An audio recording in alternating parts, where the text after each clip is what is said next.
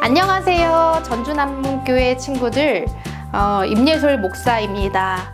오늘은 사순절 5째 주일입니다. 오늘 우리에게 주신 그 말씀을 묵상하며 함께 이 말씀을 나누는 시간이 되길 소망합니다. 오늘 설교 제목은 대제사장들과 바리새인들입니다.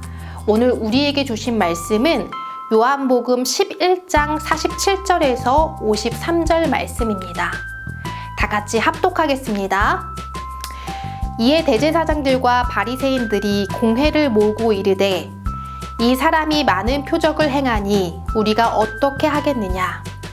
만일 그를 이대로 두면 모든 사람이 그를 믿을 것이요. 그리고 로마인들이 와서 우리 땅과 민족을 빼앗아 가리라 하니 그 중에 한 사람 그 해의 대제사장인 가야바가 그들에게 말하되 너희가 아무것도 알지 못하는도다. 한 사람이 백성을 위하여 죽어서 온 민족이 망하지 않게 되는 것이 너희에게 유익한 줄을 생각하지 아니하는도다 하였으니 이 말은 스스로 함이 아니요 그 해의 대제사장이므로 예수께서 그 민족을 위하시고 또 그 민족만 위할 뿐 아니라 흩어진 하나님의 자녀를 모아 하나가 되게 하기 위하여 죽으실 것을 미리 말함이로라. 이날부터는 그들이 예수를 죽이려고 모의하니라. 아멘. 얼마 전 목사님이 넷플릭스에서 나의 문어 선생님이라는 다큐멘터리 영화를 보게 되었습니다. 이 영화는 정신적 그리고 육체적으로 지치고 병든 크레이그라는 이 한 남자가 바닷속 다시마 숲에 사는 문어를 만나게 되고 또 교감하는 이야기를 다루고 있습니다. 처음에는 이 문어가 크레이그를 정말 경계하였는데 매일같이 찾아오는 이 크레이그가 자신을 해치지 않을 것이라는 사실을 나중에 깨닫게 되고 마음을 열고 친구가 되고 교감하게 됩니다. 서로 손을 맞잡고 또 문어가 이 크레이그 가슴에 막 올라타면서 함께 노는 그런 영상이 있었는데 그 장면이 너무나 경이로웠던 그 목사님의 느낌이 있었습니다. 그러면서 이 크레이그가 산란에서 죽음까지 이르는 그 암컷 문어의 80%의 인생을 들여다보게 됩니다. 크레이그는 문어와 깊이 이렇게 교감하면서 이제 문어뿐만 아니라 다시마 숲에 사는 작은 생명들 하나하나를 들여다보게 되고 그들에게도 관심을 기울이게 되었습니다. 또 모든 생명이 정말 가치가 있구나라는 것을 깨닫게 되며 자연의 소중함을 알게 되었습니다. 또 문어와의 교감 이후에 그는 이제 바닷속 그 다시마 숲에 사는 그 생물들을 보호하는 그 일에 앞장서며 전혀 다른 삶을 이제 또 살아가게 되었습니다. 한낱 이 작은 문어가 그의 인생을 완전히 바꿔놓은 것이죠. 사랑하는 전주남문교회 친구들, 여러분은 주님과 교감하며 어떻게 삶이 달라지셨나요? 주님을 믿음으로 어떻게 삶이 변화되었나요? 오늘 본문에는 대제사장들과 바리새인들이 등장합니다. 이들은요, 유대인의 대표였고요, 또 종교 지도자였습니다. 수만 번 하나님께 예배하고 기도하고 또 하나님을 믿는 그 신앙인들을 지도하는 지도자였습니다. 그럼 그들은 과연 어떠한 삶을 살아갔을까요? 오늘 본문을 살펴보면 그들은 예수를 죽이려는 그 모의에 가담하게 됩니다. 왜 그들은 예수를 죽이려고 했을까요? 예수님을 믿고 따르는 유대인들이 많아졌기 때문입니다. 나사로 사건은 많은 유대인들이 예수님을 믿게 되는 계기가 되었습니다.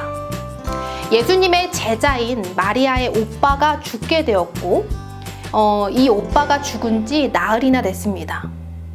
예수님은 돌무덤 문을 열라 이르시고는 무리들이 있는 그 가운데서 큰 소리로 나사로야 나오너라 하고 외칩니다.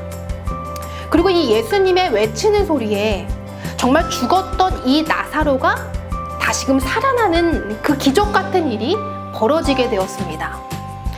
당시 이 광경을 본 무리들은 무척이나 놀라며 예수님을 믿게 되었습니다. 그러면서 예수님을 따르는 이 유대인들이 급격하게 많아지게 되었습니다.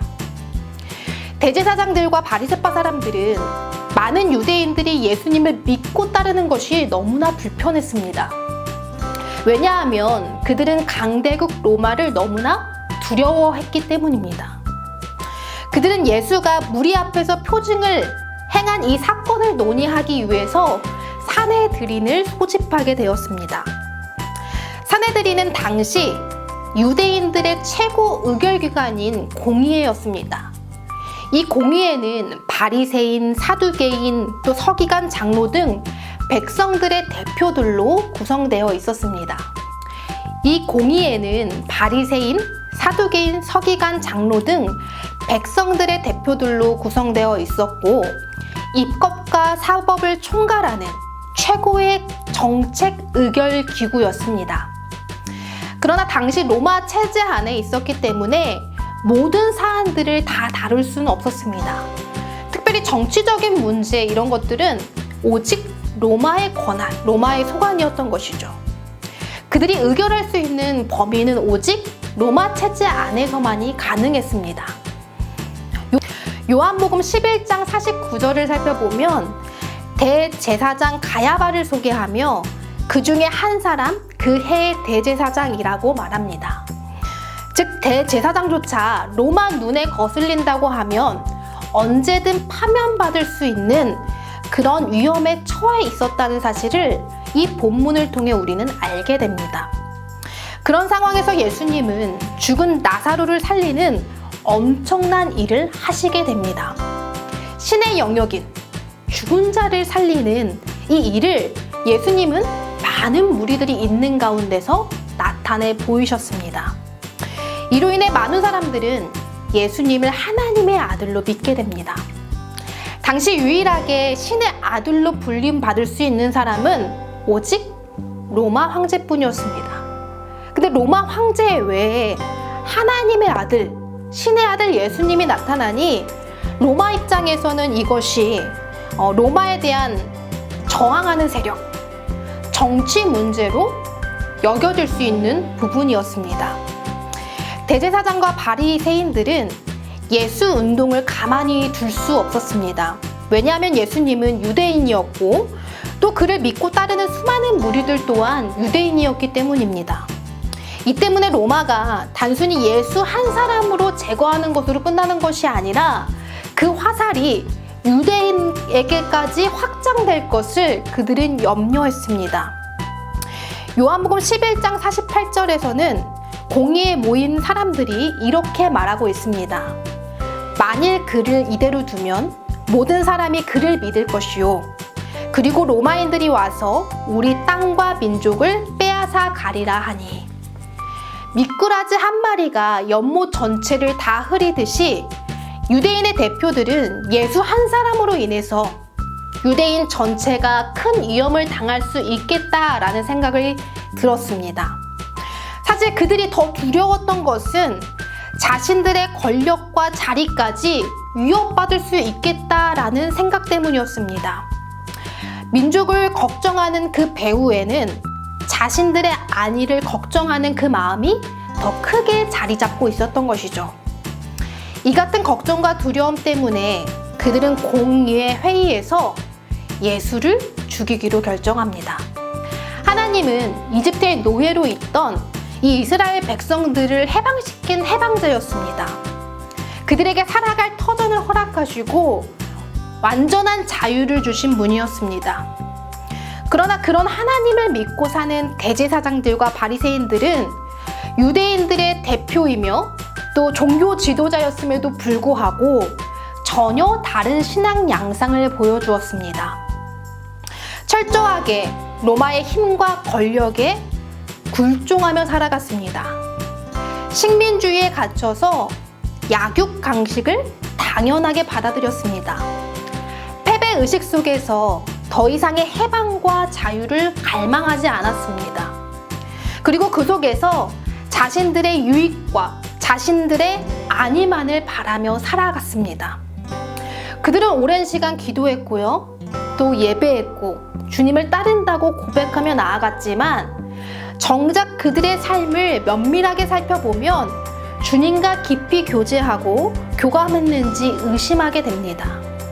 왜냐하면 그들은 하나님의 관점으로 세상을 바라보려 하지 않았고 하나님이 돌보시는 그 생명들을 사랑하지 않았으며 또 정의와 진리를 바로 세워가지 않으려 했기 때문입니다. 그들은 믿음으로 세상을 살아가는 그런 신앙의 모습을 보여주지 못했습니다. 사실 누군가와 깊이 교감하게 되면 우리는 누군가로부터 많은 영향을 받게 됩니다. 그리고 누군가로 인해 우리의 삶이 정말 많은 변화가 일어나게 되죠. 문어 한 마리와 깊이 교감하게 된 크레이그가 바닷속 그 생명들을 사랑하기 시작했고 또 생명을 살리는 그 일에 헌신하게 된 것처럼 말입니다. 하나님과 깊이 교감한 예수님은 로마의 힘과 권력을 두려워하지 않았습니다. 죽은 한 생명, 그 나사로를 살리기 위해 집중하시며 많은 무리들 앞에서도 자신이 하나님의 아들인 것이 드러나는 것에 두려워하지 않으셨습니다. 자신을 죽이려는 적대 세력이 예루살렘에 깔려 있다는 그 사실을 알았음에도 불구하고 예수님은 담대하게 예루살렘으로 나아갔고 이 세상을 정말 구원하기 위하여서 십자가에 달려 돌아가셨습니다. 우리가 주님과 깊이 교감하게 되면 우리의 삶은 달라지게 됩니다. 우리의 삶은 진정 신앙인의 삶의 모습으로 변하게 됩니다. 하나님의 눈으로, 하나님의 관점으로 세상을 바라보게 되고 하나님이 사랑하시는 그것에 우리도 마음을 두게 되며 하나님의 말씀을 따라 진실되게 살아가게 됩니다. 정말 믿음의 삶을 살아갈 수 있게 되는 것이죠. 바라기는 바리새인들과 대제사장들처럼 주님과 깊이 교감하지 않는 그러한 삶을 살아가는 것이 아니라 진실되게 주님과 교감하며 깊이 있게 주님과 교제하는 저와 여러분이 되길 원합니다. 그래서 정말 주님의 말씀을 따르며 주님께 영향을 받으며 진정 믿음의 삶을 살아가는 저와 여러분이 되길 간절히 소망합니다. 기도하겠습니다. 사랑의 주님, 오늘 이 시간 바리새인들과 대제사장 이야기를 듣게 되었습니다. 그들은 오랜 시간 기도했고 예배했지만 정작 그들의 삶은 믿음의 삶을 살아가지 못했습니다. 주님, 우리는 그들의 삶이 아닌 주님과 깊이 교제함으로 온전히 믿음의 삶을 살아가는 참된 그리스도인의 삶이 될 수 있도록 주님 인도하여 주시옵소서. 그래서 우리의 삶이 하나님의 영광을 드러내며 이 땅 가운데 하나님의 나라를 이루어 나가는데 함께 동참하는 삶이 되게 하여 주시옵소서. 예수님의 이름으로 기도드립니다. 아멘.